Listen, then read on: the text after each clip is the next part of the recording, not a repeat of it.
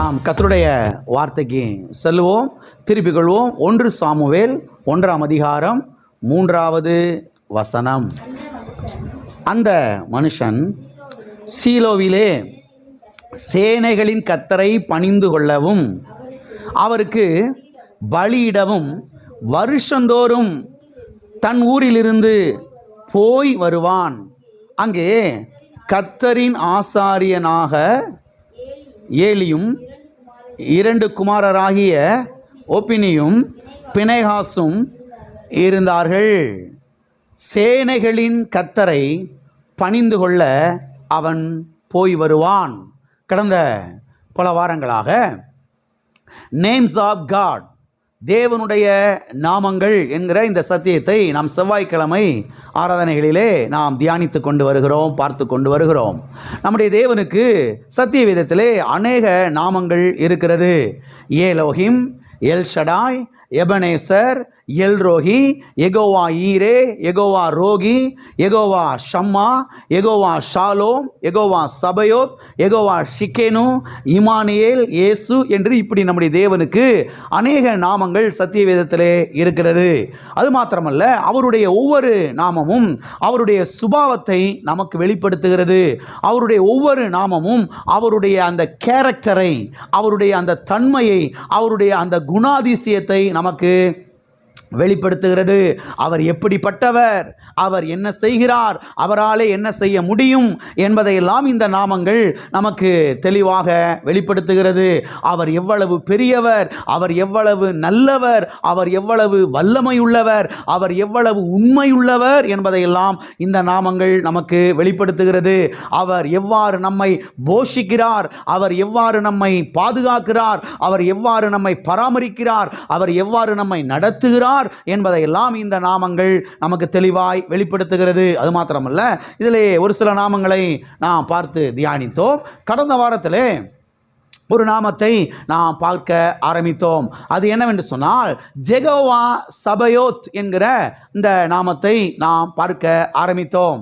அதை 1 சாமுவேல் 1ஆம் அதிகாரம் 3ஆம் வசனத்திலிருந்து நாம் ஆரம்பித்தோம். அவர் நாமம் யெகோவா சபயோத். யெகோவா சபயோத் என்றால் என்ன அர்த்தம், என்ன பொருள்? சேனைகளின் கர்த்தர் என்று அர்த்தம். த லார்ட் ஆஃப் ஹோஸ்ட் என்று அர்த்தம். த லார்ட் ஆஃப் ஆர்மிஸ் என்று அர்த்தம். சேனைகளின் கர்த்தர் என்று அர்த்தம். படைகளின் இறைவன் என்று அர்த்தம். ஒரு இராணுவத்தை வழிநடத்துகிற ஒரு தளபதி என்று அர்த்தம். இதை குறித்து நாம் கடந்த வாரத்திலே பார்த்தோம், தியானித்தோம். ஆயிரமான கோடியான தேவதூதர்களுக்கெல்லாம் அவர் கர்த்தராயிருக்கிறார். அதாவது கர்த்தர் இவ்வளவு பெரிய சேனையை அவர் வைத்திருக்கிறார். தேவதூதர்கள் பாருங்க, சேனையை போல இருக்கிறார்கள். அந்த சேனைகளுக்கெல்லாம் அவர் கர்த்தராக, ஆண்டவராக இருக்கிறார் என்பதை பார்த்தோம். பிறகு ஒரு காரியத்தை நாம் பார்த்தோம். அது என்ன? இந்த யெகோவா சபயோத் என்கிற இந்த நாமம், சேனைகளின் கர்த்தர் என்கிற இந்த நாமம் சத்திய வேதத்தில் எத்தனை முறை வந்திருக்கிறது என்பதை குறித்து நாம் பார்த்தோம். கிட்டத்தட்ட 270 முறை வந்திருக்கிறது பழைய ஏற்பாட்டிலே மாத்திரம். சேனைகளின் கர்த்தர் யெகோவா சபயோத் என்கிற இந்த நாமம். அது மாத்திரமல்ல, சேனைகளின் கர்த்தர் என்கிற இந்த நாமத்தை சத்திய வேதத்திலே முதல் முறையாக எங்கே வருகிறது என்பதை குறித்து நாம் பார்த்தோம். 1 சாமுவேல் 1ஆம் அதிகாரம் 3ஆம் வசனத்திலே தான் இந்த சேனைகளின் கர்த்தர் என்கிற இந்த நாமம் வருகிறது. இதுக்கு முந்தின பகுதிகளிலே இது வரவில்லை. அது மாத்திரமல்ல, பிறகு இன்னொரு காரியத்தை நாம் பார்த்தோம். அது என்ன? இந்த யெகோவா சபயோத் அல்லது சேனைகளின் கர்த்தர் என்கிற இந்த நாமத்தை முதல் முறையாக சத்திய வேதத்திலே அழைத்தது யார், அழைத்த நபர் யார் என்பதை குறித்து நாம் பார்த்தோம்.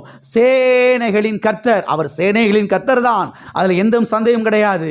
ஆனால் இந்த சேனைகளின் கர்த்தரை, யெகோவா சபயோத் என்கிற இந்த நாமத்தை முதல் முறையாக சத்திய வேதத்திலே அழைத்தது யார், உச்சரித்தது யார் என்று சொன்னால், அழைத்தது யார் என்று சொன்னால், எல்கானாவின் மூத்த மனைவியாகிய அன்னாள் தான் இந்த நாமத்தை அவள் முதல் முறையாக என்ன செய்தாள், உச்சரித்தாள். மோசே அழைக்கல, ஆபிரகாம் அழைக்கல, அதுக்கு முந்தின ஆட்கள் யாரும் அழைக்கல. அவர் சேனைகளின் கர்த்தர் தான், ஆனால் யாரும் என்ன செய்யல, அவ்விதமாய் அழைக்கல. ஆனால் அன்னாள் தான் முதல் முறையாக சேனைகளின் கர்த்தர் என்று அவள் அழைத்தாள். யெகோவா சபயோத் என்கிற அந்த நாமத்தை சொல்லி அவள் கூப்பிட்டாள் என்பதை குறித்து சத்தியவேதத்தில் நாம் பார்த்தோம். பிறகு ஒரு முக்கியமான காரியத்தை நாம் பார்த்தோம். அது என்ன? பரலோகத்திலே என்ன சத்தம் உண்டாகி கொண்டே இருக்கிறது?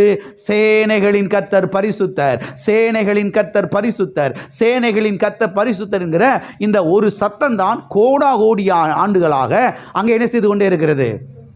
துணித்து கொண்டே இருக்கிறது என்பதை குறித்து நாம் பார்த்தோம். பிறகு சில வசனங்களை எடுத்து நாம் தியானிக்க ஆரம்பித்தோம். அது என்ன?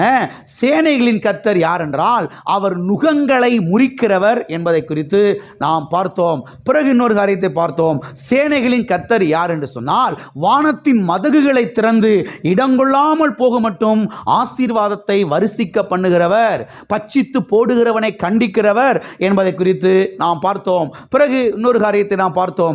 அது என்ன? சேனைகளின் கர்த்தர் யெகோவா சபயோத் நமக்கு அற்புதமான ஒரு செழுமையான ஒரு பந்தியை அவர் என்ன செய்திருக்கிறார்? ஆயத்தப்படுத்தி வைத்திருக்கிறார் என்பதை குறித்து நாம் பார்த்தோம். அதன் பிறகு எப்படிப்பட்ட தேவன் நம்மோடு இருக்கிறார் என்பதை குறித்து நாம் பார்த்தோம். எப்படிப்பட்ட தேவன் நம்மோடு இருக்கிறார்? சேனைகளின் கர்த்தர் நம்மோடு இருக்கிறார். ஆமென். யாக்கோபின் தேவன் நமக்கு உயர்ந்த அடைக்கலமானவர் என்பதை குறித்து நாம் பார்த்தோம். ஆகவே எதை கண்டும் பயப்பட வேண்டிய அவசியம் இல்லை, எதை கண்டும் அஞ்ச வேண்டிய அவசியம் இல்லை. ஏனென்றால் ஏதோ ஒரு சாதாரண நபர், ஒரு சாதாரண ஒரு ஆள் நம்ம கூட இல்லை. சேனைகளுக்கெல்லாம் கர்த்தர். ஆமென். சேனைகளுக்கெல்லாம் கர்த்தர் நம்மோடு கூட இருக்கிறார். ஆமென். சேனைகளுக்கெல்லாம் கர்த்தர். கோடா கோடியான தேவதூதர்கள் அங்கே இருக்கிறார்கள். அவர்களுக்கெல்லாம் பாருங்க கர்த்தராய் இருக்கிறார் அவர். அந்த கர்த்தர் நம்மோடு கூட என்ன செய்கிறார்? இருக்கிறார். ஆகவே இந்த உலகத்தில் இருக்கக்கூடிய எதை கண்டும் நாம் பயப்பட வேண்டிய அவசியம் கிடையவே கிடையாது, அஞ்ச வேண்டிய அவசியம் கிடையவே கிடையாது. இந்த சேனைகளின் கர்த்தரை நம்பி, இந்த சேனைகளின் கர்த்தர் மேலே விசுவாசத்தை வைத்து தைரியமாய் தசம பாகத்தை காணிக்கை கொண்டு வந்து என்ன செய்யலாம்? செலுத்தலாம். அங்க அப்படிதான் சொல்லப்பட்டிருக்கிறது. சேனைகளின் கர்த்தர் சொல்லுகிறார். ஒரு ஓட்டாண்டியோ ஒரு பரதேசி பண்டாரமோ சொல்லல. சேனைகளின் கர்த்தர் சொல்றாரு, என் ஆலயத்திலே ஆகாரம் உண்டாயிருக்கும்படி தசம பாகங்களை எல்லாம் பண்டக சாலைக்கு என்ன செய்யுங்கள்? கொண்டு வாருங்கள். பாருங்க, இன்னைக்கு ஒரு மனுஷன் இன்னொரு மனுஷனை நம்பி போய் சில லட்சங்களை போய் இன்வெஸ்ட்மெண்ட் பண்றான், முதலீடு பண்றான். ஷேர் மார்க்கெட்னு சொல்றாங்க. போய் பாருங்க, போடுறாங்க, இவ்வளவு போட்டா இவ்வளவு வருது அப்படின்னு. ஒரு மனுஷனை நம்பி மனுஷன் பண்றான் பாருங்க. கர்த்தர் சொல்றாரு, சேனைகளின் கர்த்தர் நானு, என்னைய நம்பி நீ தசம பாகத்தை கொண்டு வந்தேனா வானத்தை கிழித்து நான் உன்னை ஆசீர்வதிப்பேன். வானத்தை கிழித்து நான் உன்னை ஆசீர்வதிப்பேன். என்னை நீ நம்பலாம். நான் ஒருவனுக்கு கடனாளி அல்ல. இன்னைக்கு மக்கள் பாருங்க தசம கொடுக்குறது பயப்படுறாங்க. தசம பாகம்லாம் கொடுக்க வேணாம்னு சொல்லிட்டு இருக்கிறாங்க. தசம பாகத்தை கொடுக்கணும்னு சொல்லி கர்த்தர் சொல்றாரு. ஆமென். இது பழைய ஏற்பாடு புதிய ஏற்பாடுன்னு சொல்லி குழப்பி இவனும் தரித்திரத்துக்குள்ள போய் எல்லாத்தையும் தரித்திரத்துக்குள்ள ஆக்கிக்கிட்டு இருக்கிறான். அறிவில்லை பாருங்க. கர்த்தர் சொல்றாரு, சேனைகளின் கர்த்தர் சொல்றாரு, கொண்டு வா, நான் வானத்தை திறந்து என்ன செய்வேன்? வானத்தின் மதகுகளை திறந்தவனை ஆசீர்வதிப்பேன் என்று கர்த்தர் சொல்லுகிறார். பட்சித்து போடுகிற உன் நிமித்தம் என்ன செய்வேன்? நான் கண்டிப்பேன் என்று சொல்லுகிறார். ஆகவே சேனைகளின் கர்த்தர் மேலே கண்களை பதிக்க வேண்டும். ஆமென். அது மாத்திரமல்ல, இதை தொடர்ந்து இன்னும் சில காரியங்களை இன்றைக்கு நாம் பார்க்க போகிறோம். அருமையானவர்களை கவனியுங்கள். கர்த்தருடைய நாமத்தை நாம் உச்சரிக்க பழக வேண்டும். அதாவது சேனைகளின் கர்த்தர் என்கிற இந்த நாமத்தை அடிக்கடி நாம் உச்சரிக்க வேண்டும். சூழ்நிலைகள் எதிராக இருக்கும் பொழுது, எதிரான சூழ்நிலைகளின் மத்தியிலே, போராட்டத்தின் மத்தியிலே, வியாதியின் மத்தியிலே, பிரச்சனைகளின் மத்தியிலே கர்த்தருடைய நாமத்தை நாம் என்ன செய்ய வேண்டும்? உச்சரிக்க வேண்டும். வாசிப்போம். யாத்திராகமம் 15ஆம் அதிகாரம் 1வது வசனம் முதல் 3வது வசனம் வரைக்கும்.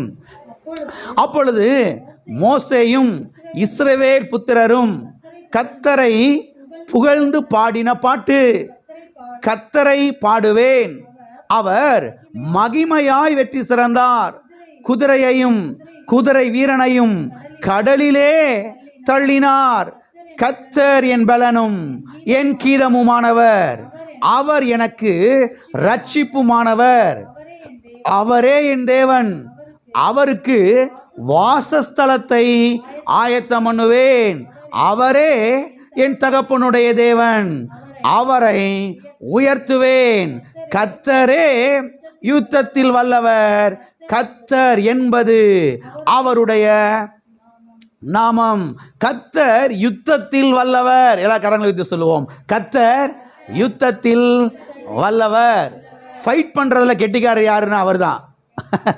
ஃபைட் பண்றதுல, யுத்தம் பண்றதுல கெட்டிக்காரர் யாருன்னா அவர் தான். அதான் சொல்லப்பட்டிருக்கிறது, கர்த்தர் யுத்தத்தில் வல்லவராய் இருக்கிறார். அவர் எதிலே வல்லவர்? யுத்தத்தில் வல்லவர். கர்த்தாவே நீர் யுத்தத்தில் வல்லவர், நீர் எனக்காக யுத்தம் என்னும் என்று வாயை திறந்து டெய்லி உச்சரிங்க. எல்லாம் இருக்கிறீங்களா? இந்த மனுஷன் கூட நம்ம போய் சண்டை போட முடியாது. சண்டை போட்டால் நல்லா இருக்காது. ஊரெல்லாம் ஒரு மாதிரியா பேசும், தவறாக பேசும், என்னத்தையும் சொல்லும். எதுக்கு நம்ம போய் தெருவில் போய் நின்று மாம்ச ரீதியாக சண்டை போட்டுக்கிட்டு பேசாட்டில் கர்த்தருடைய கையில் விட்டுருவோம். கர்த்தருடைய கையில் விட்டுருவோம். எதை விட்டுருவோம்? கர்த்தாவே நீர் யுத்தத்தில் வல்லவர். உம்மை ஜெயித்ததா அந்த உலகத்தில் சரித்திரம் கிடையவே கிடையாது ஆண்டவரே. சத்தியவேதம் சொல்லுகிறது, மனுஷன் உம்மை மேற்கொள்ள விடாதையும், மனுஷன் உம்மை மேற்கொள்ள விடாதையும் ஆண்டவரே. இப்படி பேச ஆரம்பிக்கணும். இப்படி கர்த்தருடைய நாமத்தை உச்சரிக்க பழகணும். யுத்தத்தில் வல்லவரே, எனக்காக நீர் யுத்தம் பண்ணும், எனக்காக நீர் ஃபைட் பண்ணும் ஆண்டவரே. ஆமென். எனக்காக நீங்க சண்டை போடுங்க ஆண்டவரே. இது எப்படி இருக்கு பாருங்க. ஆண்டவரே நீங்க பேசாத உட்காருங்க. என் வீட்டில் என்ன வச்சிருக்கிறேன்? கத்தி, கடப்பாரை, வேல் கம்பளா வச்சிருக்கிறேன். அது போக இன்னும் விளக்க மாதிரி செருப்பு கிருப்பெல்லாம் வச்சிருக்கிறேன் எடுத்து அடிக்கிறதுக்கு. நல்லா இருக்காது, நல்லாவே இருக்காது. கர்த்தருடைய கையில் விட்டுறணும். யார் கையில் விட்டுறணும்? கர்த்தருடைய கையில் விட்டுறணும். கர்த்தாவே நீர் யுத்தத்தில் வல்லவர், எனவே நீர் எனக்காக என்ன செய்யும்? யுத்தம் பண்ணும். சேனைகளின் கர்த்தாவே யெகோவா சபையோத்தே, நீர் எனக்காக என்ன செய்யும்? யுத்தம் பண்ணும் என்று உச்சரிக்க வேண்டும். அது மாத்திரமல்ல, கர்த்தரை முன்னிறுத்த நாம் பழக வேண்டும். யாரை முன்னிறுத்த பழகணும்? கர்த்தரை முன்னிறுத்த பழக வேண்டும். கர்த்தரை முன்னாலே அனுப்ப பழக வேண்டும். கர்த்தாவே இந்த இடத்துக்கு நான் போகிறேன், எனக்கு முன்னால் நீங்கள் போங்க ஆண்டவரே, எனக்கு முன்னால் நீங்கள் போங்க ஆண்டவரே, எனக்கு முன்னால் போய் நீங்கள் நில்லுங்க ஆண்டவரே, எனக்காக என்ன செய்யுங்க ஆண்டவரே, அங்கே பேசுங்க ஆண்டவரே, எனக்காக நீங்கள் அங்கே கிரியை செய்யுங்க ஆண்டவரே, நீங்கள் எனக்காக அங்கே ஒரு என்ன செய்யுங்க, ஒரு அசைவை ஏற்படுத்துங்க ஆண்டவரே, உள்ளத்தில் கிரியை செய்யுங்க ஆண்டவரே, கிரியை நடப்பீங்க ஆவியானவரே. இப்படி பாருங்க, கர்த்தரை உச்சரித்து, கர்த்தருடைய நாமத்தை உச்சரித்து, கர்த்தரை அந்த இடத்துல என்ன செய்யணும்? முன்னிறுத்த பழக வேண்டும். கர்த்தரை முன்னாலே என்ன செய்ய வேண்டும்? அனுப்ப பழக வேண்டும். ஒரு சில நேரங்களிலே, சில வேளைகளிலே சிலர் பாருங்க சபைக்கு விரோதமாய் எழும்புகிறதை நாம் பார்க்கிறோம். விசுவாச குடும்பத்திற்கு விரோதமாக எழும்புகிறதை நாம் பார்க்கிறோம். இப்படிப்பட்ட வேளைகளிலே சேனைகளின் கர்த்தருடைய நாமத்தை வாயில் என்ன செய்ய வேண்டும்? உச்சரிக்க வேண்டும். யாரை உச்சரிக்கணும்? சேனைகளின் கர்த்தருடைய நாமத்தை உச்சரிக்க வேண்டும். உச்சரிக்கும் பொழுது கர்த்தர் தம்முடைய சேனைகளை அனுப்பி நம்மை பாதுகாப்பார். கர்த்தர் யார் அனுப்புவார்? கர்த்தர் யார் அனுப்புவார்? சேனைகளை அவர் அனுப்புவார். அவர்கிட்ட சேனைகள் நிறைய இருக்குது. ஆமென். ஏராளம் சேனைகளை அவர் வைத்திருக்கிறார். வல்லமையான தேவதூதர்கள், வல்லமையான, இன்னைக்கு இதை வாசிக்க போகிறோம் பாருங்க, வல்லமையான தேவதூதர்களை அவர் வைத்திருக்கிறார். ஒரு தேவதூதனுடைய பவர் அவ்வளவு அதிகமாக இருக்குது. இதை போல ஆயிரக்கணக்கான, லட்சக்கணக்கான, கோடிக்கணக்கான தேவதூதர்களை அவர் வைத்திருக்கிறார். ஆகவே சேனைகளின் கர்த்தருடைய நாமத்தை உச்சரிக்கும் பொழுது கர்த்தர் என்ன பண்றாரு? தம்முடைய சேனைகளை அனுப்பி கர்த்தர் நம்ம என்ன செய்கிறார்? பாதுகாக்கிறார். நமக்கு அந்த இடத்துல வெற்றி என்ன செய்கிறார்? தருகிறார். ஆகவே எப்போதும் பாருங்க, சேனைகளின் கர்த்தருடைய நாமத்தை என்ன செய்ய வேண்டும்? உச்சரிக்க வேண்டும். யெகோவா சபையோத்தை என்ன செய்ய வேண்டும்? உச்சரிக்க வேண்டும். ஆமென். சரி, இப்பொழுது ஒரு சில உதாரணங்களை சத்தியவேதத்திலிருந்து நாம் பார்க்க போகிறோம். முதலாவதாக சத்தியவேதத்திலே பாருங்க, மோசேயை குறித்து நாம் பார்க்கிறோம். சத்தியவேதத்திலே மோசேயையும் இஸ்ரவேல் ஜனங்களையும் குறித்து நாம் சத்தியவேதத்திலே பார்க்கிறோம். இவர்கள் பாருங்க, இவர்களை பாருங்க கர்த்தர் விடுதலையாக்கி வனாந்தர வழியாக இவர்களை நடத்தி கொண்டு வருகிறார்.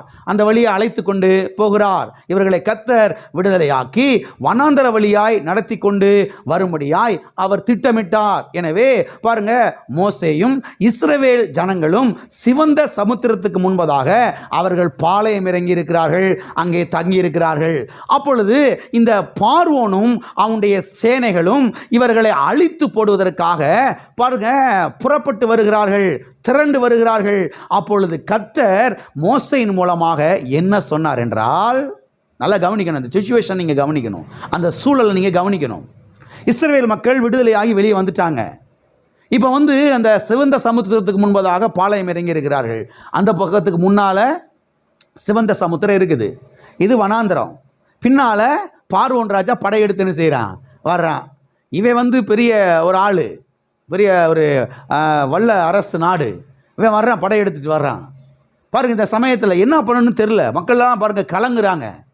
கர்த்தர் அப்பொழுது மோசேயின் மூலமாக இஸ்ரவேல் மக்களுக்கு ஒரு செய்தியை அவர் கொடுக்கிறார். என்ன கொடுக்கிறார்? வாசிப்போம். யாத்திராகமம் 14, 13, 14. அப்பொழுது மோசே ஜனங்களை நோக்கி, பயப்படாதிருங்கள், நீங்கள் நின்று கொண்டு இன்றைக்கு கர்த்தர் உங்களுக்கு செய்யும் ரட்சிப்பை பாருங்கள். இன்றைக்கு நீங்கள் காண்கிற எகிப்தியரை இனி என்றைக்கும் காண மாட்டீர்கள். கர்த்தர் உங்களுக்காக யுத்தம் பண்ணுவார், நீங்கள் சும்மா இருப்பீர்கள் என்றான். கர்த்தர் உங்களுக்காக என்ன செய்வார்? யுத்தம் பண்ணுவார். கர்த்தர் உங்களுக்காக என்ன செய்வார்? யுத்தம் பண்ணுவார்.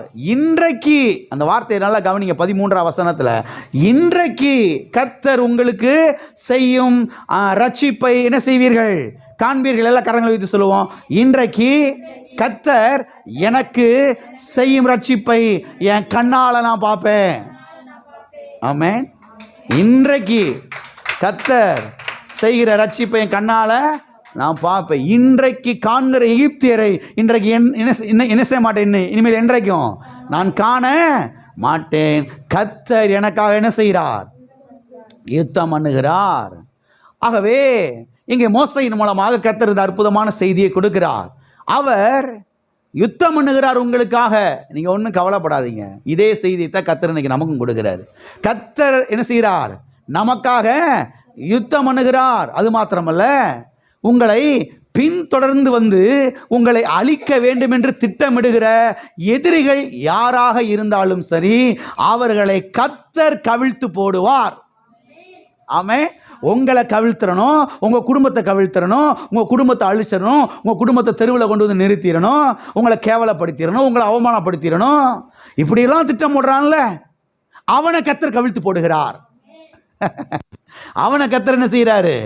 கவிழ்த்து போடுகிறார். கர்த்தர் என்ன சொல்றாரு? என் பிள்ளைகிட்ட சில குறைகள் இருக்கலாம், ஆனால் அது என் பிள்ளை தான். என் பிள்ளைகிட்ட சில குறைகள் என்ன செய்யலாம், இருக்கலாம், ஆனால் அது யார் பிள்ளை? என் பிள்ளை. என் பிள்ளைய நான் வெட்கப்பட்டு போக என்ன செய்ய மாட்டேன், விட மாட்டேன், அவமானப்பட்டு போக விட மாட்டேன். என் பிள்ளையுடைய தலையை நிமிர்ந்து நடக்க நான் பண்ணுவேன். ஆமென். நான் நிமிர்ந்து நடக்க பண்ணுவேன். இதெல்லாம் அப்படியே விசுவாசிக்கணும். சேனைகளின் கர்த்தாவே, எனக்காக நீர் யுத்தம் பண்ணும். உமக்கு சத்து நிறையா இருக்குது, எனக்கு சத்து ஒருவேளை குறைவா இருக்கலாம். உனக்குலாம் என்ன சத்து இருக்குது? ஆயாக்கு பூயாக்குன்ற அப்படின்ற மாதிரி நம்மளை சொல்லி பார்க்குறாங்க.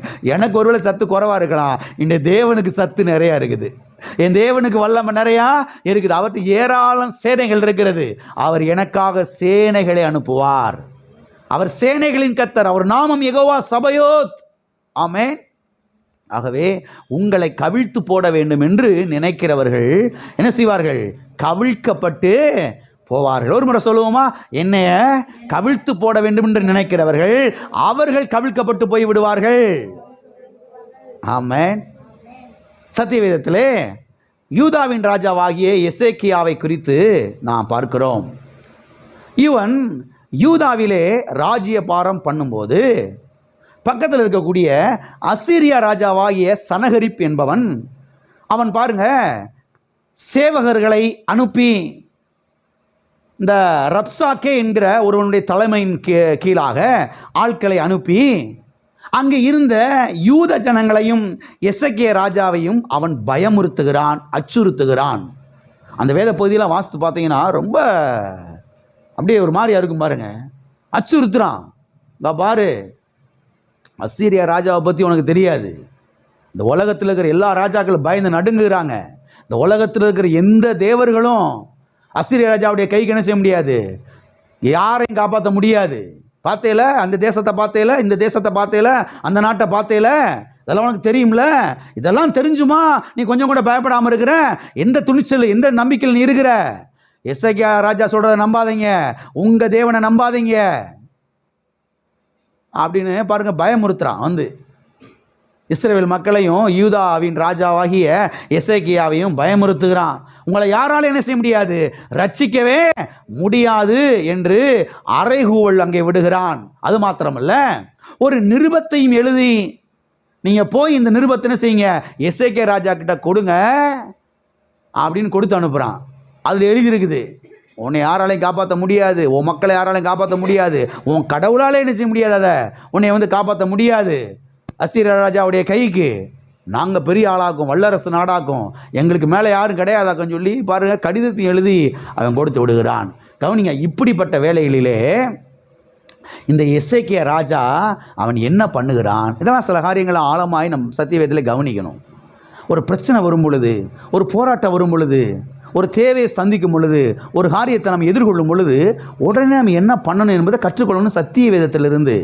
எசேக்கியா ராஜா உடனே என்ன பண்றான் தெரியுமா, கர்த்தருடைய ஆலயத்துக்கு போய் அங்க ஜெபிக்கிறான். எங்க போய் ஜெபிக்கிறான்? கர்த்தருடைய ஆலயத்துக்கு போய் ஜெபிக்கிறான். பயந்து ஓடிரல. அந்த அசீரியா ராஜா, அவனுடைய அந்த அசீரியா ராஜா இருக்கான் பாருங்க, சனகரிப், அவனுக்கு பயந்து ஓடி எங்கேயும் போய் ஒளிஞ்சுக்கிறல. நம்ம உயிருக்கு காப்பாற்றப்பட்டா போதும், இந்த யூத மக்கள்லாம் எப்படி ஆனா போயிட்டு போறாங்கன்னு சொல்லி ஓடி பயந்துடல. போய் கர்த்தருடைய ஆலயத்தில் என்ன செய்கிறான், அவன் ஜெபிக்கிறான். நான் சொல்லுகிறேன் அருமையான தேவனுடைய பிள்ளைகளே, ஒரு பிரச்சனை வரும் பொழுது, ஒரு போராட்டம் வரும் பொழுது, ஒரு காரியத்தை நீங்கள் எதிர்கொள்ளும் பொழுது உடனே நீங்கள் ரூமை பூட்டிட்டு தேவ பிரசன்னத்துக்கு வர என்ன செய்ய வேண்டும், கற்றுக்கொள்ள வேண்டும். மனது பாருங்க அப்படியே அலை பாய ஆரம்பிக்குது. என்ன பண்ண போகிறோம், இது எப்படி ஜெயிக்க போகிறோம், இது எப்படி மேற்கொள்ள போகிறோம், இது எப்படி நம்ம வந்து கடந்து செல்ல போகிறோம், அப்படியே மனது அலை பாயுது. நான் சொல்கிறேன், மனது அலை பாய விடாமல் தேவ பிரசன்னத்துக்கு வந்து பாடல் புஸ்தகத்தை எடுத்து வச்சு நல்ல பாடல்களை பாடி கர்த்தரை ஆராதித்து அந்நிய பாஷையில் நல்லா நிறைந்து ஜெபித்து வாக்குத்தத்தங்களை எடுத்து ஜெபித்து அவ்விதமாய் கர்த்தருக்குள்ளே நாம் என்ன செய்ய வேண்டும், பலப்பட வேண்டும். சத்தியவேதம் சொல்லுகிறது, கர்த்தருக்குள் மகிழ்ச்சியா இருப்பதே நம்முடைய பலன். எல்லாம் சொல்லுங்க, கர்த்தருக்குள் மகிழ்ச்சியா இருப்பதே என்னுடைய பலன். எது பலன்? கர்த்தருக்குள் மகிழ்ச்சியா இருப்பது. நான் சொல்றேன் கவனிங்க, இந்த உலகத்தில் இருக்கக்கூடிய எந்த ஒரு நிகழ்ச்சியும், எந்த ஒரு டிவி ப்ரோக்ராமும், எந்த ஒரு காரியமுமே உங்களுக்கு மகிழ்ச்சி என்ன செய்யக்கூடாது, கொண்டு வரக்கூடாது. அதுவே நினைச்சு அதுவே அப்படி பூரிச்சு அதுலேயே போய்கிட்டு இருக்கக்கூடாது. கர்த்தருடைய பிரசன்னம், கர்த்தருடைய சமூகம், அதுதான் நமக்கு மகிழ்ச்சியான செய்யணும், இருக்கணும். அந்த இடத்துக்கு என்ன செய்யணும், நீங்க வரணும். எசேக்கியா ராஜா பாருங்க, கர்த்தருடைய சமூகத்துக்கு வந்து அவன் அனுப்பிச்சு வச்ச அந்த தாக்கீதை, அந்த கடிதத்தை, அந்த தோல் சுருளை எடுத்து கர்த்தருடைய சமூகத்தில் வச்சு, பார்த்தீங்களா ஆண்டவரை இப்படி சொல்றான், அவன் இப்படி பேசுறான், அவன் கர்த்தாவே நம்முடைய கையில் வைக்கிறேன், நீர் எனக்காக யுத்தம் பண்ணுகிற தேவன், நீர் சேனைகளின் கர்த்தர், கேருபீன்கள் மத்தியிலே வாசம் பண்ணுகிற தேவன் நீர். இந்த வார்த்தையை நீங்கள் ஆழமாய் கவனிக்கணும். கேருபீன்கள் மத்தியிலே, கேருபீன்கள், சேராபீன்கள், தூதர்கள் பாருங்க வகை வகையா இருக்கிறாங்க. அவர்கள் மத்தியிலே நீர் என்ன செய்கிறீர், வாசம் பண்ணுகிறீர் ஆண்டவரே என்று அவன் இவ்விதமாய் ஜெபிக்கிறான். ஒரு நெருக்கம் வரும் பொழுது எப்படி ஜெபிக்கணும்னு கற்றுக்கொள்ளணும். ஒரு நெருக்கம் வரும் பொழுது எப்படி ஜெபிக்கணும்னு, சும்மா காப்பாத்துங்க ஆண்டவரை, காப்பாத்துங்க ஆண்டவரை, காப்பாத்துங்க ஆண்டவரை சொல்லிட்டு இருக்கக்கூடாது. சேராபீன்கள், கேருபீன்கள் மத்தியிலே வாசம் பண்ணுகிறவரே என்று அவன் சொல்லி ஜெபிக்கிறான். அருமையானவர்களை கவனியுங்கள், அந்த வேத பகுதியை, அந்த வசனத்தை நான் வாசிப்போம். அவன் என்ன ஜெபிக்கிறான்? 2 ராஜாக்கள் 19வது அதிகாரம் 14 முதல் 19 வரைக்கும். எசேக்கியா ஸ்தானாதிபதிகளையும் கையிலிருந்து நிருபத்தை வாங்கி வாசித்த பின்பு அவன் கர்த்தரின் ஆலயத்துக்கு போய் அதை கர்த்தருக்கு முன்பாக விரித்து கர்த்தரை நோக்கி, கேருபீன்கள் மத்தியில் வாசம் பண்ணுகிற இஸ்ரவேலின் தேவனாகிய கர்த்தாவே, நீர் ஒருவரே பூமியின் ராஜ்யங்களுக்கெல்லாம் தேவனானவர். நீர் வானத்தையும் பூமியையும் உண்டாக்கினீர்.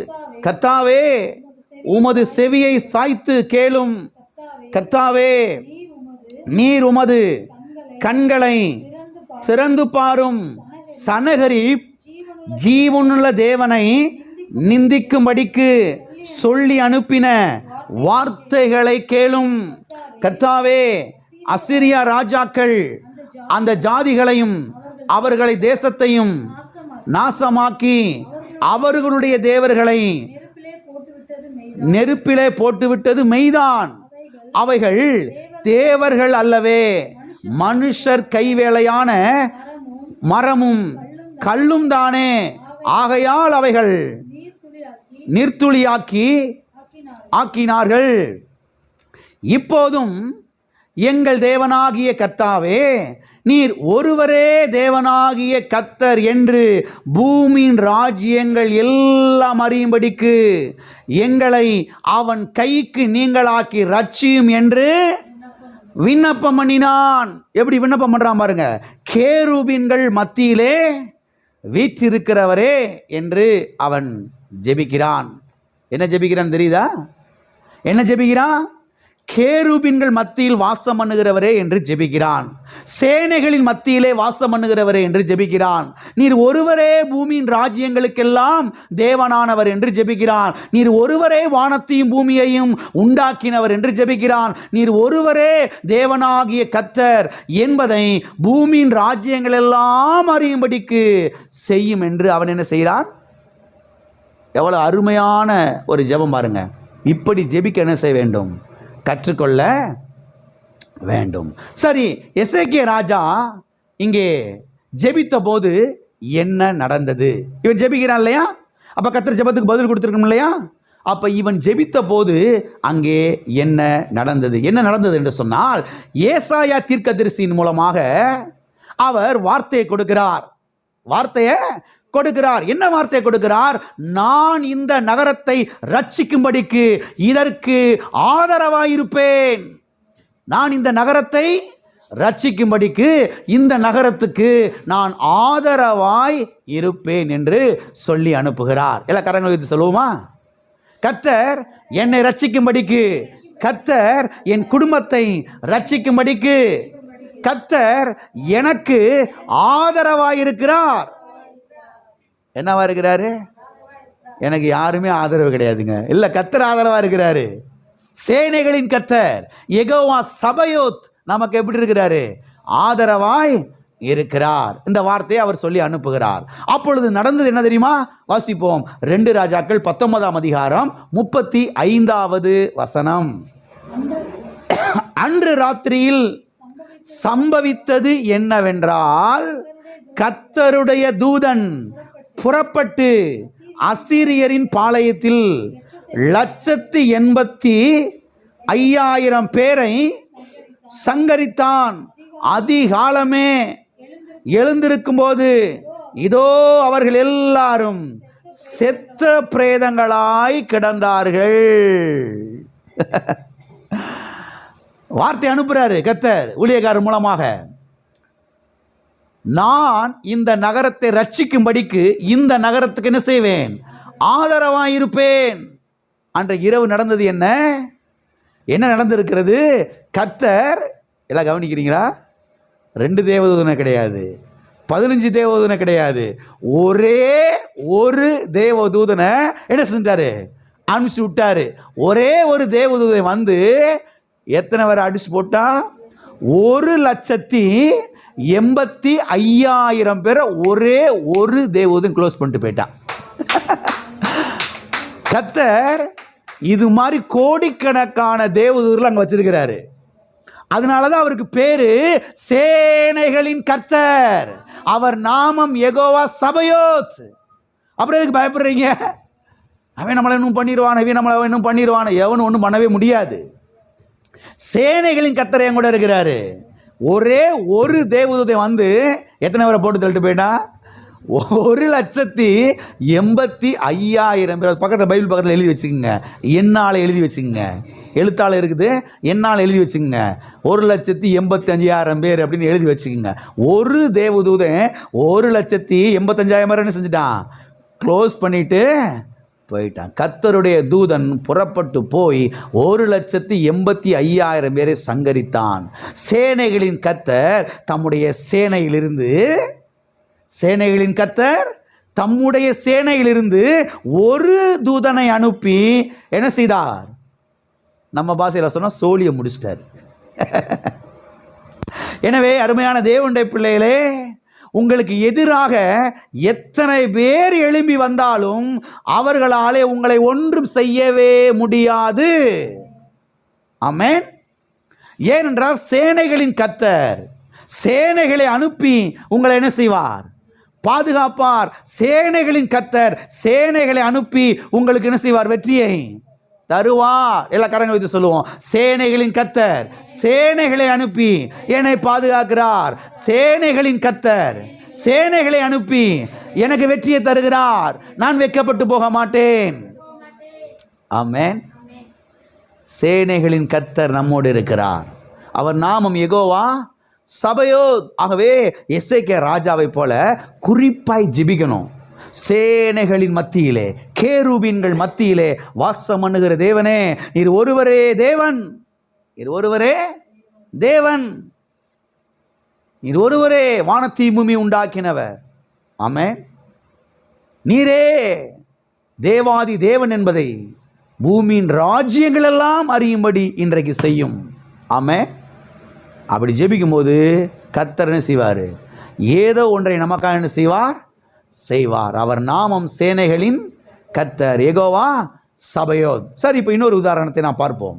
சத்தியவேதத்திலே எலிசாவை குறித்து நாம் பார்க்கிறோம்.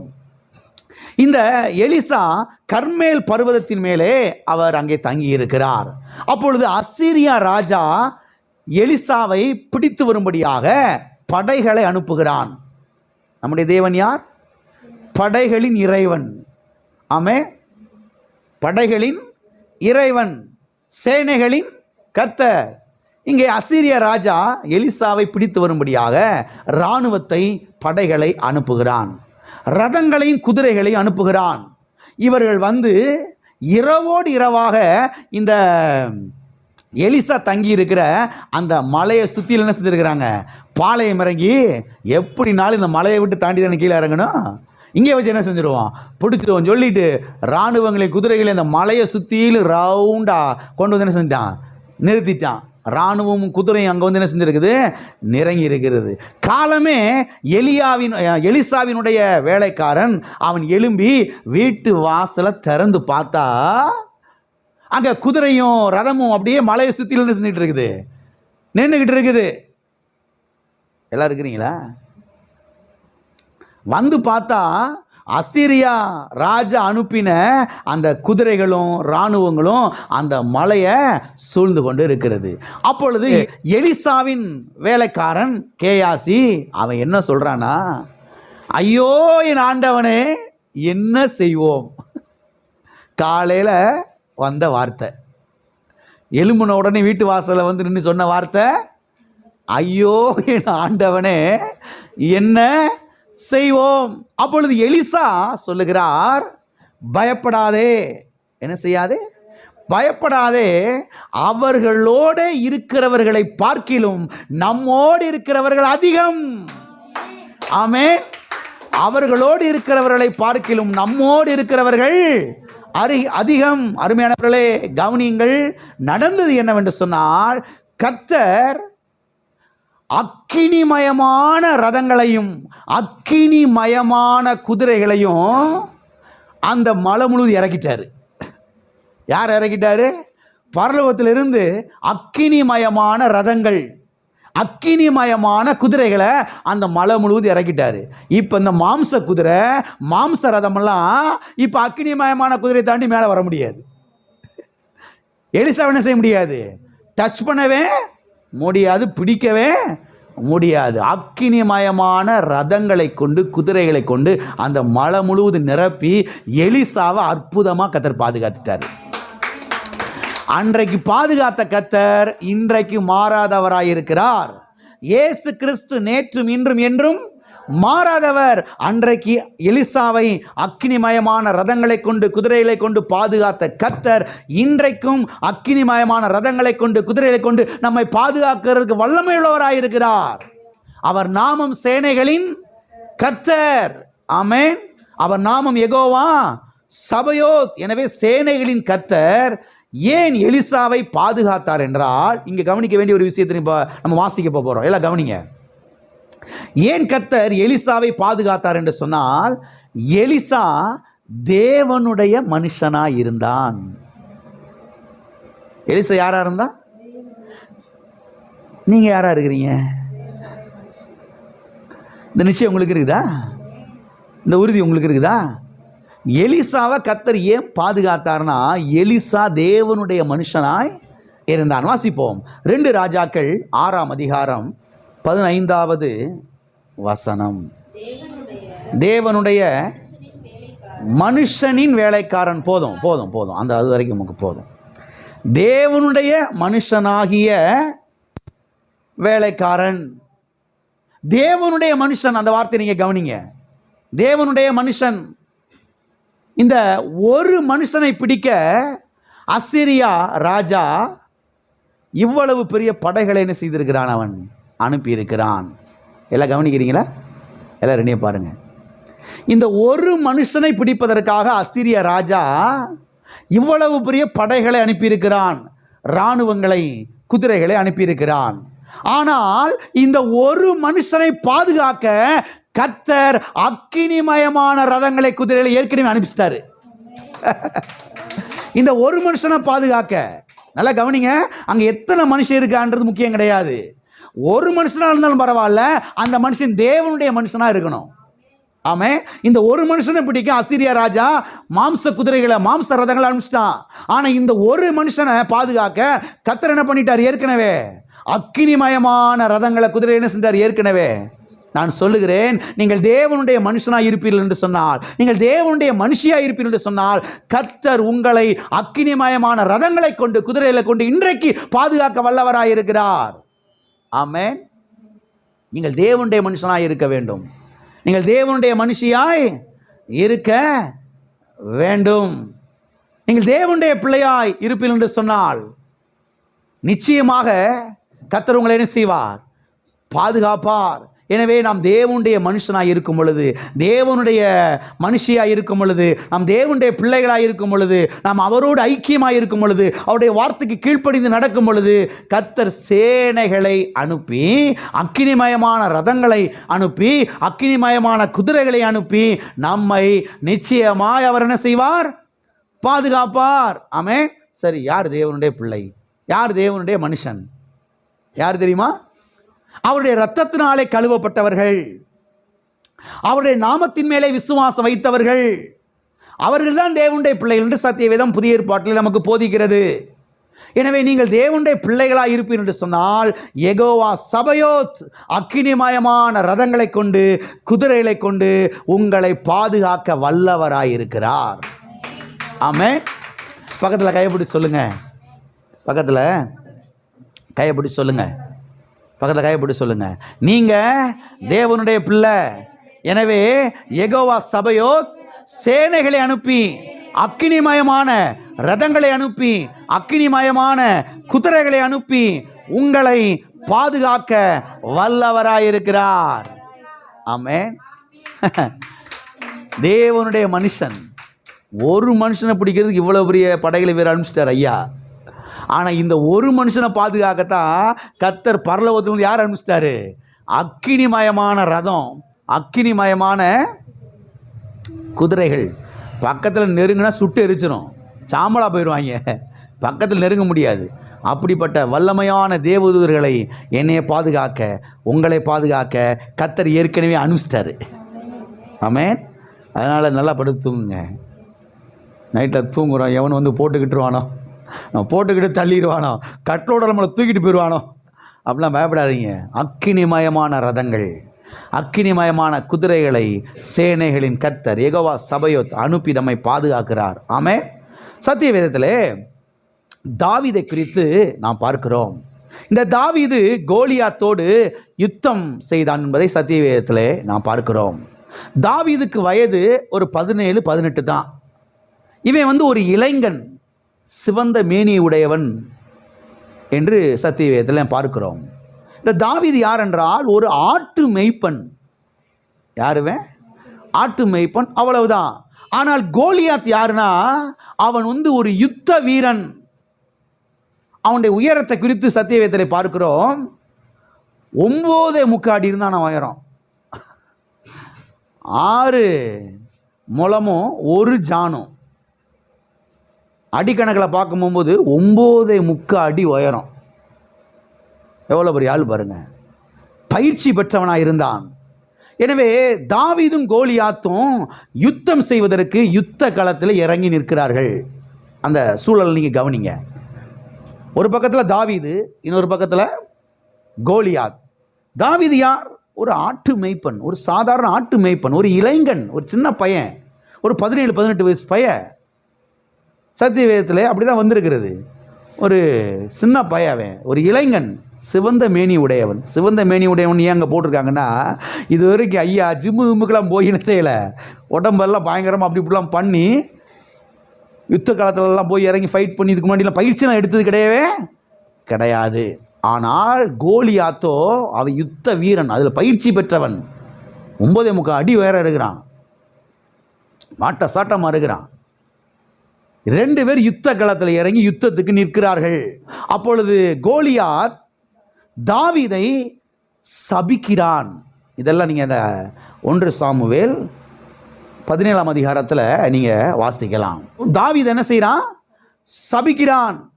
எவ்வாறு சபிக்கிறான் என்றால், அங்கே எழுதப்பட்டிருக்கிறது, தன் தேவர்களை கொண்டு தாவீதை சபித்தானாம்.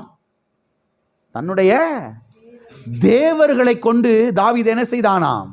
சபித்தாளாம். எல்லாரும் கவனிங்க, நான் சொல்லுகிறேன், யார் உங்களை சபித்தாலும் அந்த சாபம் உங்களுக்கு வரவே வராது. அந்த சாபம் உங்களுக்கு ஒண்ணுமே பலிக்கவே பலிக்காது.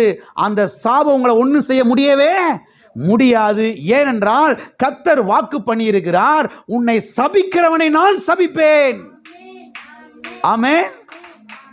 யாக்கோப்புக்கு விரோதமான மந்திரவாதம் இல்லை, இஸ்ரவேலுக்கு விரோதமான குறி சொல்லுதலும் இல்லை என்று கர்த்தர் ஏற்கனவே வாக்கு பண்ணியிருக்கிறாரு.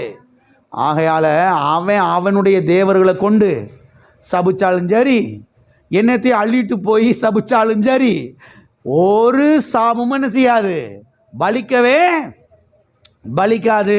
அது மாத்திரமல்ல, தாவீது யுத்தத்திற்கு அவன் எவ்வாறு போகிறான் என்றால், இது ஆச்சரியமா இருக்குது. இது ரொம்ப ஆச்சரியமா இருக்குது. அங்க சவுல் ராஜா இருக்கிறாரு, தாவீதுடைய அண்ணெல்லாம் அங்கே மிலிட்ரியில் ஆல்ரெடி இருக்கிறாங்க. இன்னும் அநேகர் பாருங்க யுத்தத்தில் அங்கே நின்றுக்கிட்டு இருக்கிறாங்க. இவங்கெல்லாம் பயந்து நடுங்கி அப்படியே மொட்டி மோதிக்கிட்டு இருக்குது. கோலியாத்தோடு சண்டை போட்டு பயந்துக்கிட்டு இருக்கிறாங்க. இவன் பாருங்க, ஒரு சின்ன பையன், 17 வயசு 18 வயசு பையன், ஒரு ஆட்டு மேய்ப்பன், ஒரு இளைஞன், சிவந்த மேனி உடையவன், பயிற்சி பெறாதவன் யுத்தத்துக்கெல்லாம் போய் பாருங்க, எந்த ஒரு பயிற்சியும் கிடையாது, சர்வசாதாரணம், பயப்படாமல், நடுங்காமல், வேர்த்து விறுவிறுக்காமல், நம்ம ஊரில் சொல்லுவாங்களே எவ்வளோ தில்லா நிற்கிறான் பாரா, அந்த மாதிரி போய் நின்றுக்கிட்டு இருக்கான் பாருங்க. பயப்படவே இல்லை, அவனுக்கு அந்த பயமே வரலை. ஆச்சரியமாக இருக்குது பாருங்க. இவன் பாருங்க என்ன தைரியத்தில் போய் அவன் நிற்கிறானா, கர்த்தர் மேலே இருக்கக்கூடிய அந்த விசுவாசத்தின் அடிப்படையிலே, கர்த்தர் மேலே வைத்த அந்த விசுவாசத்தினாலே அவன் போய் என்ன செய்யறான், அங்கே நிற்கிறான். கர்த்தர் மேலே விசுவாசம் வைத்து தைரியமா போய் என்ன செய்யறாங்க, நிற்கிறான். எனவே வியாதி உங்களை எதிர்க்கும் போது, எல்லாம் இருக்கிறீங்களா? வியாதி உங்களை எதிர்க்கும் பொழுது நீங்கள் வியாதியை எதிர்க்க வேண்டும். ஆமென். சேனைகளின் கர்த்தருடைய நாமத்தினாலே நீங்கள் என்ன செய்ய வேண்டும், வியாதியை எதிர்க்க வேண்டும். அது மாத்திரமல்ல, உங்கள் குடும்பத்தை அழிக்க வேண்டும் என்று சிலர் எழும்பி வரும் பொழுது சேனைகளின் கர்த்தருடைய நாமத்தினாலே நீங்கள் என்ன செய்ய வேண்டும்? எதிர்த்து நிற்க வேண்டும். பயந்துடக்கூடாது, நடுங்கிடக்கூடாது. அவங்க அப்படிப்பட்டவங்க. அவங்க தேவர்களை கொண்டு ஒரு நம்ம சபிச்சிட்டாங்கன்னா நம்ம ஒன்றும் இல்லாமல் அப்படியே பஸ்மமாக போயிடுவோம், அழிஞ்சு போயிடுவோம். அப்படிலாம் என்ன செய்யக்கூடாது? பயப்படக்கூடாது. எல்லா தேவர்களுக்கும் மேலானவர் சேனைகளின் கர்த்தர், வானத்துக்கும் பூமிக்கும் சொந்தக்காரர். ஆமென். எல்லா தேவர்களுக்கும் மேலானவர் கர்த்தாவே. தேவர்களில் உமக்கு ஒப்பானவர் யார்? எல்லா தேவர்களை காட்டிலும் கோடி மடங்கு பெரியவர், கோடி மடங்கு பெரியவர் அவர். ஆகையால் இந்த உலகத்தில் இருக்கக்கூடிய எந்த தேவர்களை கொண்டும் உங்களை யாரு சபிச்சாலும் அந்த சாபம் பலிக்காது. கர்த்தர் உங்களோடு என்ன செய்கிறார்? இருக்கிறார். ஆகவே தைரியமாக அந்த பிரச்சனையை எதிர்கொள்ளுங்கள், அந்த வியாதி எதிர்கொள்ளுங்கள். நிச்சயமாய் கர்த்தர் உங்களுக்கு என்ன செய்வார்? வெற்றியை தருவார். ஆமென். சரி, தாவீது கோலியாத்தை எவ்வாறு எதிர்த்து நின்றான்? தெரியுமா? வாசிப்போம். 1 சாமுவேல் 17ஆம் அதிகாரம் 45, 46, 47வது வசனம். அதற்கு தாவீது பெலிஸ்தியனை நோக்கி, நீ பட்டயத்தோடும் ஈட்டியோடும் கேடகத்தோடும் என்னிடத்தில் வருகிறாய், நானோ நீ நிந்தித்த இஸ்ரவேலுடைய இராணுவங்களின் தேவனாகிய சேனைகளுடைய கர்த்தரின் நாமத்தினாலே உன்னிடத்தில் வருகிறேன். இன்றைய தினம் கர்த்தர் உன்னை என் கையில் ஒப்பு கொடுப்பார். நான் உன்னை கொன்று உன் தலையை உன்னை விட்டு வாங்கி பெலிஸ்தியருடைய பாளையத்தின் பிணங்களை இன்றைய தினம் ஆகாயத்து பறவைகளுக்கும் பூமியின் காட்டு மிருகங்களுக்கும் கொடுப்பேன். அதனால் இஸ்ரவேலில் தேவன் ஒருவர் உண்டென்று பூலோகத்தார் எல்லாரும் அறிந்து கொள்வார்கள். கர்த்தர் பட்டயத்தினாலும் ஈட்டியினாலும் ரட்சிக்கிறவர் அல்ல என்று இந்த ஜனக்கூட்டங்கள் எல்லாம் அறிந்து கொள்ளும். யுத்தம் கர்த்தருடையது, அவர் உங்களை எங்கள் கையில் ஒப்பு கொடுப்பார் என்றான். எல்லாம் இருக்கிறீங்களா? இவன் பேசின பேச்சை கவனிச்சிங்களா? 17 வயசு பைய, 18 வயசு பைய, ஒரு ஆட்டு மெய்ப்பன் என்ன மாதிரி பேசுறான் பாருங்க. வேத வல்லுநர்கள் சொல்லுகிறார்கள், இவன் பேசின பேச்சிலேயே கோலியாத்து பாதி செத்து போயிட்டான். இவன் பேசின பேச்சிலேயே கோலியாத்து பாதி என்ன செஞ்சுட்டான்? செத்து போயிட்டான். என்ன சொல்றான்? இன்றைய தினம் கர்த்தர் உங்களை என்ன செய்வார்? எங்கள் கையிலே ஒப்பு கொடுப்பார்.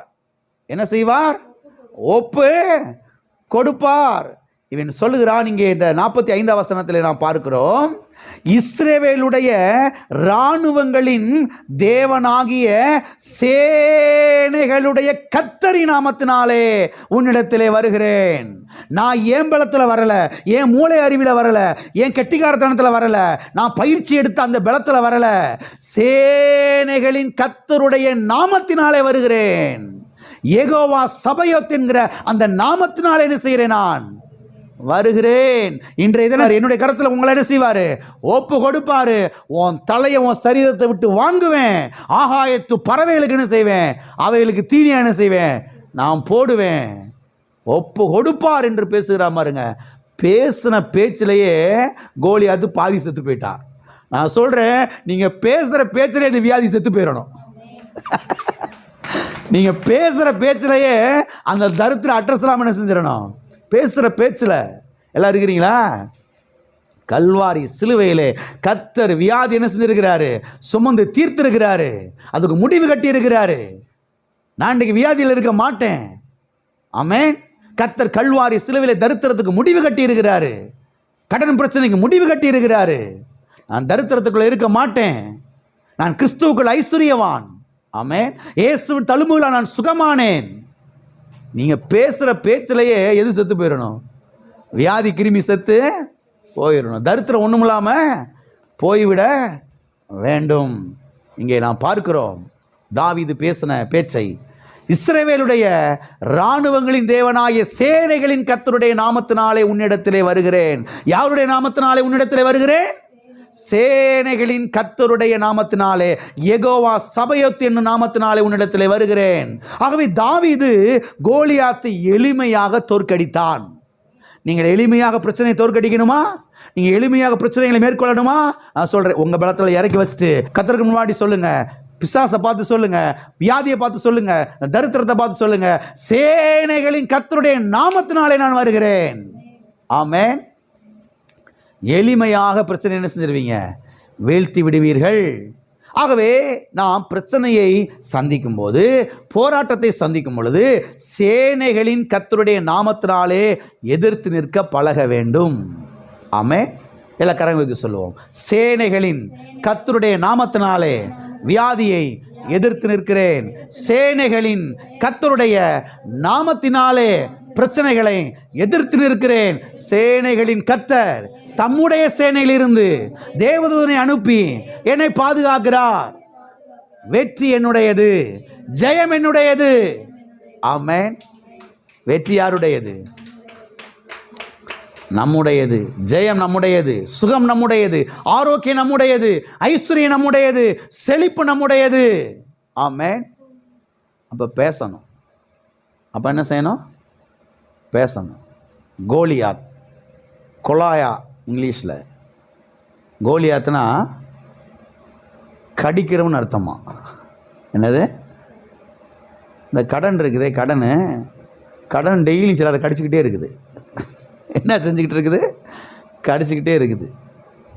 அப்போ தாவீது கோலியாத்தை பார்த்து பேசுனது மாதிரி எதை பார்த்து பேசணும்? கடனை பார்த்து பேசணும். நீ என்னை கடிக்க முடியாது, நீ என்னை விழுங்க முடியாது, நீ என்னை வாரிக்கொள்ள முடியாது. இயேசு நாமத்தினாலே உன் மேலே நான் ஜெயம் எடுப்பேன். ஆமென். உன்னை நான் மேற்கொள்ளுவேன். இந்த கடன் பிரச்சனையை நான் மேற்கொள்ளுவேன். இந்த வியாதியை நான் மேற்கொள்ளுவேன். யுத்தம் கர்த்தருடையது, கர்த்தர் ஜெயத்தை எனக்கு தருவார். சேனைகளின் கர்த்தருடைய நாமத்தினால் எதிர்த்து நிற்கிறேன். ஆமென். சேனைகளின் கர்த்தருடைய நாமத்தினால் எதிர்த்து நிற்கிறேன். ஆகவே கர்த்தருடைய நாமத்தை உச்சரியுங்கள். சூழ்நிலைகள், போராட்டங்கள், வியாதியின் மத்தியிலே இயேசு நாமத்தை உச்சரியுங்கள். சேனைகளின் கர்த்தருடைய நாமத்தை உச்சரியுங்கள். யெகோவா சபையோத் என்கிற நாமத்தை உச்சரியுங்கள். நான் சொல்லுகிறேன், நிச்சயமாக 100க்கு 100 நீங்கள் வெற்றியை பெறுவீர்கள். ஆமென். சுகத்தை அனுபவிப்பீர்கள், ஐஸ்வர்யத்தை அனுபவிப்பீர்கள். எல்லாரும் எளிமையாக இருப்போம். அடுத்த வாரத்தில் நாம் தொடர்ந்து பார்க்கலாம். அடுத்த வாரத்தில் இந்த அன்னாளை குறித்து நாம் பார்க்க போகிறோம். அன்னாளுக்கு பல வருடங்களாக குழந்தையே இல்லை. அன்னாள் தான் முதல் முறையாக சேனைகளின் கர்த்தாவே என்று சொன்ன நபர். யெகோவா சபையோத் என்கிற அந்த நாமத்தை முதல் முறையாக சத்தியவேதத்தில் உச்சரித்தது அன்னாள் தான். இந்த அன்னாளுக்கோ குழந்தை இல்லை. ஆனால் கர்த்தர் யாரு? சேனைகளின் கர்த்தர். சேனைகள் எல்லாம் படைச்சவர் அவர் தான். ஆதியாகமம் 2ஆம் அதிகாரம் 1ஆம் வசனத்திலே பார்க்கிறோம், இவ்விதமாய் வானமும் பூமியும் சர்வ சேனையும் உண்டாக்கப்பட்டு தீர்ந்தன. சர்வ சேனையும் உண்டாக்கப்பட்டு தீர்ந்தன. அப்போ வானத்தில் இருக்கிற சேனை, பூமியில் இருக்கிற சேனைகள் எல்லாவற்றையும் படைச்சது யாரு? இந்த அன்னாள் இருக்காலே, ஆதியாகமத்தில் போய் கையை வைக்கிறார். இதுவரைக்கும் யாரும் ஜோபிக்கவே இல்லை. அப்படி ஆபிரகாம், ஈசாக்கு, யாக்கோப்பு, மோசே இவங்களாம் யாரும் ஜெபிக்கலை. அங்கே போகிறா. ஆதியாகமம் 2ஆம் அதிகாரம் 1ஆம் வசனத்துக்கு போய் சொல்லி ஜெபிக்கிறா. சேனைகளின் கர்த்தாவே, நீர் என்ன செய்யும்? பழுகி பெருக பண்ணும். நீர் சேனைகளின் கர்த்தர்னாவே என்ன என்ன செய்யணும்? பழுகி பெருக பண்ணித்தான் ஆகணும். உங்களுடைய நாமமே என்னது? பழுகி பெருக பண்ணுகிற கர்த்தர், சேனைகளின் கர்த்தர். அற்புதமாய் ஜெபிக்கிறாள், அற்புதமாய் ஜெபிக்கிறாள். அதுக்கு பிறகுதான் சாமுவேல் பிறகுறான். சாமுவேல் பிறந்ததுக்கு பிறகு எத்தனை பேர் பிறகுறான்? வரிசையா பிறகுறான். இவ கேட்டது எத்தனை?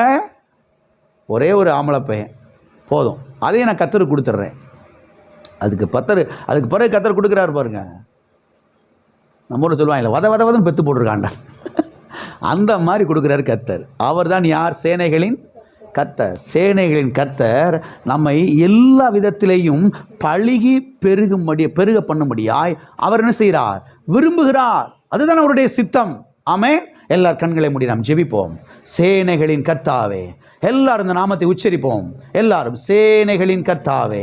ஓ ஸ்தோத்திரம். சேனைகளின் கர்த்தாவே, சேனைகளின் கர்த்தாவே, சேனைகளின் கர்த்தாவே நீர் பரிசுத்தர். சேனைகளின் கர்த்தாவே நீர் பரிசுத்தர். சேனைகளின் கர்த்தாவே நீர் பரிசுத்தர். சேனைகளின் கர்த்தாவே நீர் உம்முடைய சேனையிலிருந்து தேவதூதர்களை அனுப்பி என்னை பாதுகாக்க வல்லவராயிருக்கிறீர். சேனைகளின் கர்த்தாவே, உம்முடைய நாமத்தினாலே நான் வியாதி எதிர்கொள்ளுகிறேன். உமது நாமத்தினாலே நான் பலவீனத்தை எதிர்கொள்ளுகிறேன். உமது நாமத்தினாலே நான் பிரச்சனைகளை எதிர்கொள்ளுகிறேன். உமது நாமத்தினாலே நான் கடன் பிரச்சனையை எதிர்கொள்ளுகிறேன்.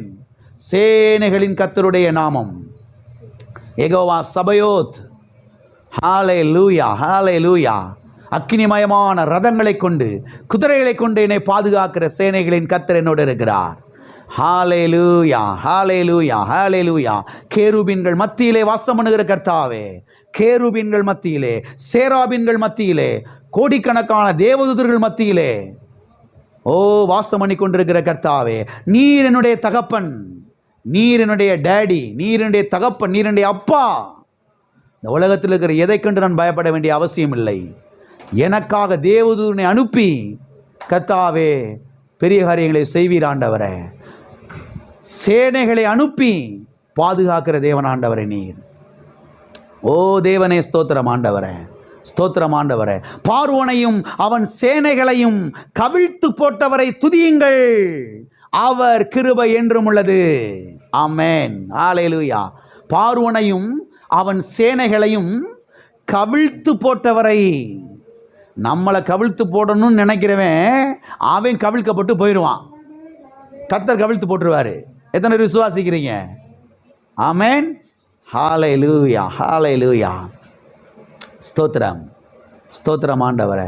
யுத்தத்தில் வல்லவரே, யுத்தத்தில் வல்லவரே. யுத்தம் கர்த்தருடையது. கர்த்தர் உங்களுக்கு ஆயுத்தம் பண்ணுவார். கர்த்தர் உங்களுக்கு ஆயுத்தம் பண்ணுவார். ஹல்லேலூயா, ஹல்லேலூயா, ஹல்லேலூயா, ஹல்லேலூயா,